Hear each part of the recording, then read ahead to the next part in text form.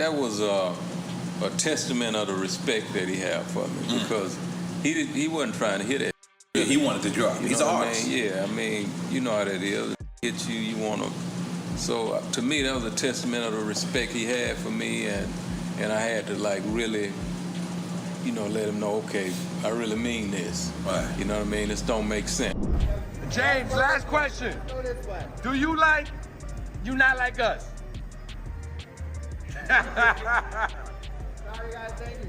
Thank you, Jay Prince. I don't believe Jay Prince is a professional anything. He's a CEO of a rap label, so he's a professional entertainer. So he can entertain. He's been in the entertainment business. He ain't been in the street business. I think that's where y'all get it twisted. Y'all think the niggas in the entertainment business are real gangsters.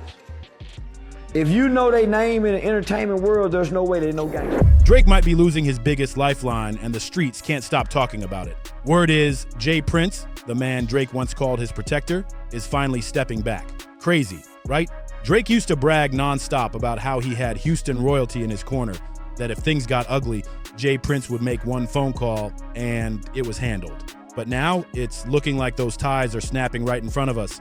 See, Kendrick already threw that warning shot, telling Drake straight up that if he kept pushing, he was gonna dig even deeper and drag out more skeletons. And Kendrick don't bluff. That man moves with precision, and he's not afraid to air out receipts that nobody else would dare touch. The wild part, Jay Prince hasn't said a single word while Drake's name keeps getting cooked. That silence is loud, and people in Houston are whispering that Jay Prince doesn't want his fingerprints anywhere near this beef. Let's not forget, Jay Prince built up his whole reputation as the man who steps in when rap wars get too hot. He's the one who made sure Kanye and Drake squashed their fight, who checked NBA YoungBoy when things got reckless, and who always made sure Drake never looked soft in front of the industry. But now, with Kendrick taking aim, Jay Prince is ghosting. No statements, no interviews, no quiet flexes, just nothing. So what went wrong?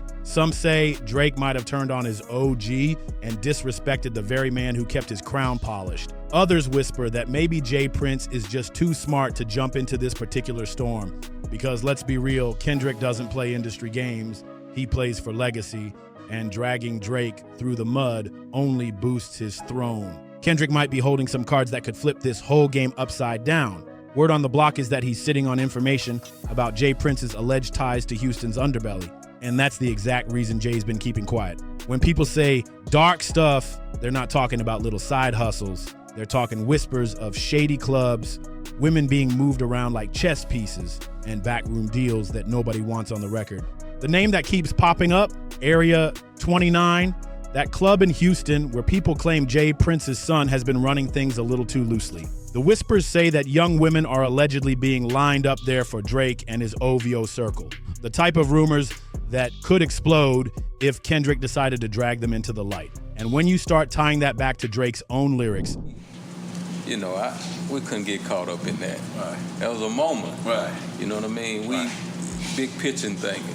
Right. So we had to keep it moving. drop a 50 bag for the mob in the spot, drop a 50 bag 29 for the... People are starting to think those bars weren't just random flexing. They were coded shout outs to what's really happening behind closed doors. And it doesn't stop there. The most dangerous rumor floating around is the one tying Jay Prince's name to the tragic death of Takeoff. Now, nothing has ever been proven, but the internet has been running wild, connecting dots and pulling up old footage. Then Kendrick drops Euphoria and spits a line that fans swear is aimed at both Drake and Jay Prince, like he's letting them know, I know what went down, and I'll speak if I have to. That's a direct threat, whether subtle or not. And it's got people buzzing that Jay Prince ain't trying to gamble his whole empire on Drake's beef. Now, let me be clear. I'm not saying any of this is fact, just repeating what's swirling heavy in the internet alleys and barbershop debates. But the question is still hanging in the air like smoke. If Jay Prince built his brand as the man who saves Drake every time, why is he suddenly nowhere to be found now that the flames are hottest? James, last question. Do you like You Not Like Us? Sorry guys, thank you. Thank you, Jay Prince. If you're not locked in on who J. Prince really is and why his name even matters in Drake's world, let me break it down. Back in the 1980s, J. Prince wasn't just some guy from Houston. He was moving like a kingpin with a crew that practically had the city in a chokehold.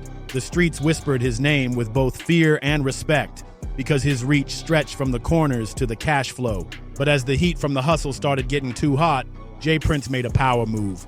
He shifted gears and went legit.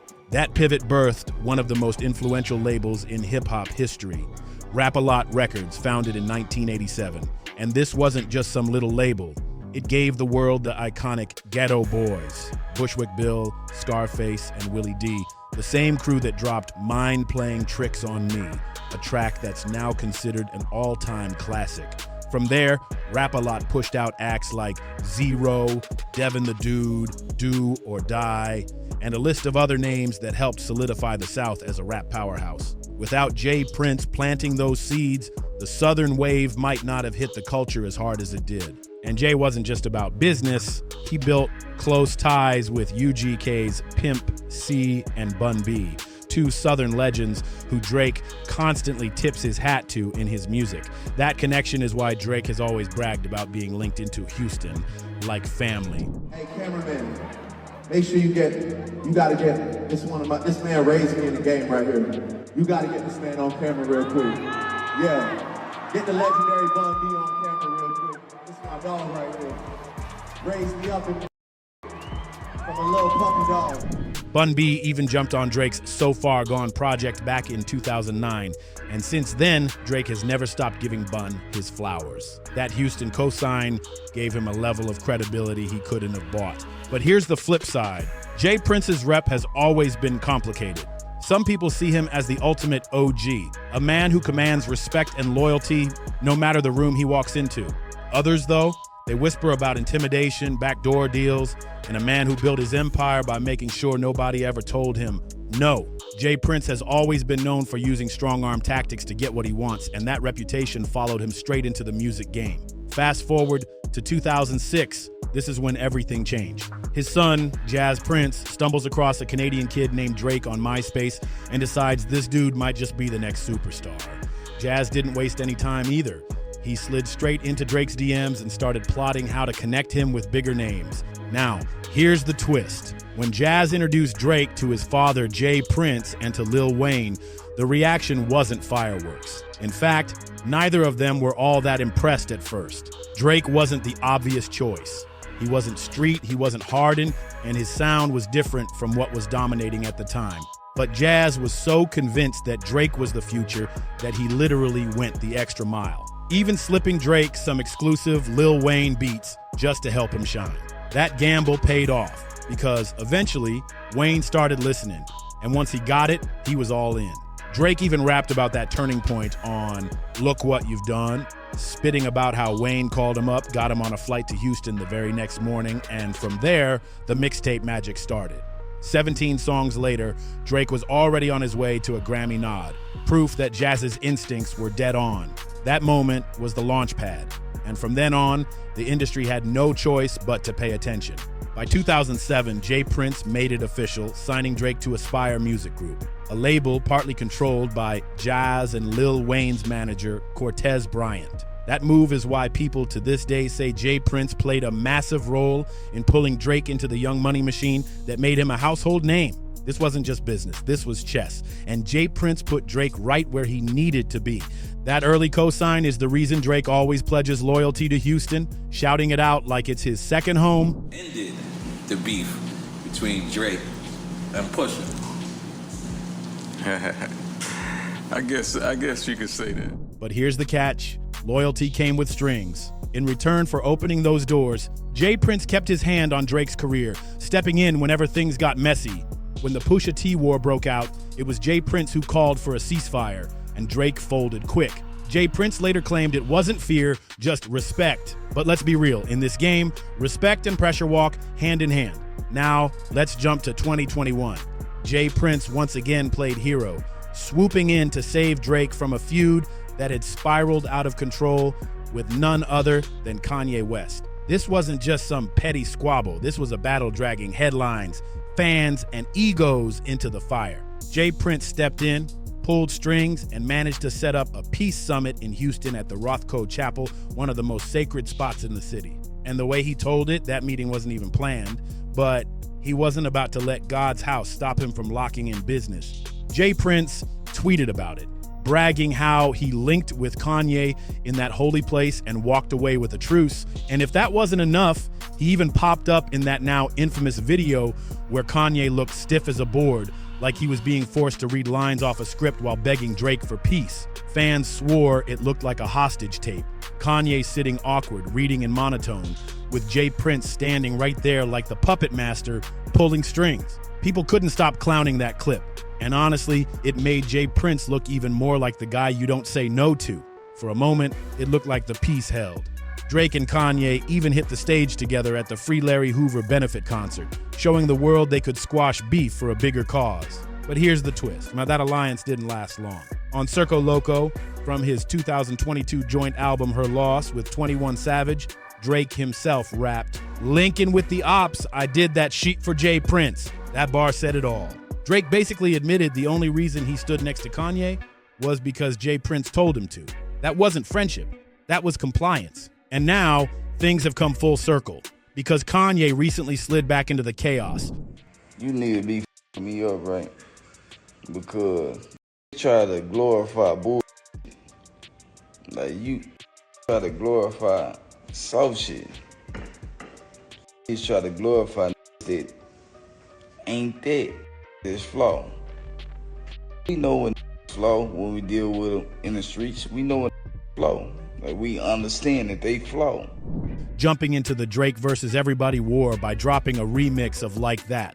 The same Future and Metro Boomin track with Kendrick that lit the fuse on this entire industry-wide explosion. Drake's catching fire from every direction, and J. Prince. Fast forward to May 2023, and guess who popped up again? J. Prince, still out here fighting Drake's battles like it was his full-time job. This time, the drama was with NBA YoungBoy, who had decided to throw shade Drake's way. On his album Richest Op, YoungBoy called Drake out directly, accusing him of refusing to collaborate, all because of loyalty to his rival Lil Durk. That line alone had fans buzzing, because it painted Drake like he was picking sides instead of just doing music. YoungBoy didn't hold back either. On F the Industry Part 2, he rapped about that FaceTime call with Drake. Talked to Drake cross FaceTime, he wasn't feeling me, told me that with Durk. Damn, that's getting to me. He doubled down, saying Drake told him he respected the hustle but couldn't link up. And just like that, YoungBoy declared Drake his enemy. That's the kind of smoke that usually spirals fast in the rap world, especially when you've got two fan bases as wild as theirs. But before things could explode, J. Prince swooped in like always. He linked up with YoungBoy and Birdman, snapped a picture, and dropped a long public message to cool things down. And Jay wasn't just hinting, he was straight up commanding YoungBoy to squash the beef. He wrote, "I must address the song where my name and Drake's name were mentioned to the little homie. As I said to you privately, I say to you publicly that Drake is my son. He rolled with me. Therefore, I think it's a good idea to take him off." Jay and J. Prince, I'm making this video to address the ongoing back and forth between myself and Drake. Both me and Drake have taken shots at each other, and it's time to put it to rest. I'm asking Drake on December 7th to join me on stage as a special guest to share the two biggest albums of the year, live in Los Angeles, with the ultimate purpose being to free Larry Hoover. I believe this event will not only bring awareness to our cause, but prove to people everywhere how much more we can accomplish when we lay our pride to the side and come together. Your enemy list. Because the truth of the matter is, we got nothing but love for you and your accomplishments. And here's the kicker. J. Prince even revealed he personally put Drake on that FaceTime call with YoungBoy, hoping to build a bridge, not burn one. He was literally shielding Drake in real time, making sure nobody as unpredictable as YoungBoy turned their lyrical shots into something way bigger. That's why today feels so wild, because if J. Prince could step in front of fire for Drake against someone as volatile as NBA YoungBoy, why is he suddenly nowhere to be found now that Kendrick is cooking Drake alive? Two things we get every day is a chance and a choice. The choices we make determine our destination. That's a Jay Prince quote. And for years, he made it clear his choice was always to stand by Drake. Anytime Drake caught heat, Jay was right there, moving like a shield. But according to whispers in the streets, everything shifted after the tragic death of Takeoff in Houston back in November 2022, a moment that shook the culture to its core. Here's the controversy. Jay Prince's son, Jazz, was reportedly tasked with looking after Migos while they were in Houston. When Takeoff was out, rumors started swirling immediately that the whole night smelled like a setup. Now, whether that's true or not, the speculation alone cast a heavy shadow over the Prince family. And since Drake had history with Migos, remember they dropped collabs together and even toured as a unit back in 2018, it put him in a sticky situation. Instead of speaking out, Drake went silent, like dead silent. That silence didn't go unnoticed, and fans were quick to say Drake kept his mouth shut because of his ties to Jay Prince. Now here's where it gets explosive. On Euphoria, Kendrick spits, "His daddy out, he wanna be junior." They must have forgot this, that they done. Dementia must run in his family, but let it get shaky, I'll park his son. At first, some fans thought he was dissing Drake's actual dad, Dennis. Others guessed maybe he was firing at Birdman. We don't capitalize off their flawness though, because we'll capitalize off real shit. We ain't gonna capitalize off no being flawed, weak as hell. If we understand what a weak as hell, then he a street. Call himself a street nigga. He could be a street, but he's still weak as hell. We don't capitalize and try to glorify the now. We gonna sit here and have conversations about strong as us. We don't have conversations about niggas weak as hell. But now, the hot theory is that Kendrick was taking a direct shot at Jay Prince's son, Jazz, tying him into those whispers about Takeoff's death. Fans are reading that bar as a warning shot aimed squarely at the Prince family, saying, "Don't push me, or I'll spill everything." And guess what? The warning seems to have hit its mark. Jay Prince, the man who never let anyone disrespect his name or his son, Drake, has gone completely silent while Kendrick cooks Drake in public. No cryptic IG posts, no interviews, no signature flexes, just quiet. The kind of quiet that screams fear. If Jay Prince really bowed out because Kendrick threatened to air out secrets about Takeoff, then it explains everything. Why Drake's getting dragged with no backup, why the Prince family isn't flexing like they used to, and why this beef feels way bigger than just rap. Kendrick got the entire industry clowning Drake. And where's Jay Prince? Silent. Not a word of defense, not even a subtle post, nothing. For a man who used to treat Drake like his prized son, the fact that he hasn't spoken up during the biggest battle of Drake's career says a whole lot. Reporters even tried to press Jay Prince for his take on Kendrick's viral "Not Like Us" diss, but his reaction, cold as ice. He brushed it off like he didn't even care, leaving people stunned. And while the OG stayed quiet, his son, Jazz Prince, decided to jump in, giving an opinion that literally no one asked for. Jazz threw out a vague, half-baked response that only made the silence louder, proving the Prince family wants no smoke with Kendrick. Fans instantly dragged him online like, if this is the best you got, maybe just stay quiet too. It was embarrassing. So where's all that big boss energy Jay Prince once had when Pusha T was cooking Drake? Or when Kanye was firing shots? Or even when NBA YoungBoy tried to make Drake his enemy? Back then, Jay Prince was quick to jump in, issue warnings, and let everyone know Drake was untouchable under his wing. But now, with Kendrick putting Drake on the chopping block, suddenly his daddy has nothing to say? Word on the street is that after Kendrick fired those warning shots, the ones people swear were aimed at Jazz Prince and tied to Takeoff's tragic death, Jay Prince made the choice to completely step away from Drake. Fans have been dissecting the bars nonstop, and one even put it bluntly. K-Dot just told Jay Prince, "Don't let it get shaky, I'll park your son," just so he know what timing he was on. That line had people shook because it sounded like Kendrick wasn't just coming for Drake. He was sending a message to the whole Prince family. Another fan chimed in, "Prince knows he can't mess with the West Coast. He knows he better watch his mouth because this is the wild, wild West and we don't give a damn." That kind of talk shows how deep this beef has hit. It's not just music anymore, it's territory, it's reputation, and it's legacy. The fact that Jay Prince hasn't stepped up proves he's either scared of what Kendrick might reveal or he knows this is one fight he can't win. So here's the question for you. Did Jay Prince really abandon Drake out of fear, or is he just playing smart and staying out of a war he can't control? Drop your comments below. Let's hear your take. because this drama is shaking the entire culture right now. And don't forget, smash that like, tap subscribe, and stay locked in because we're about to bring you what's really going down in our hood next.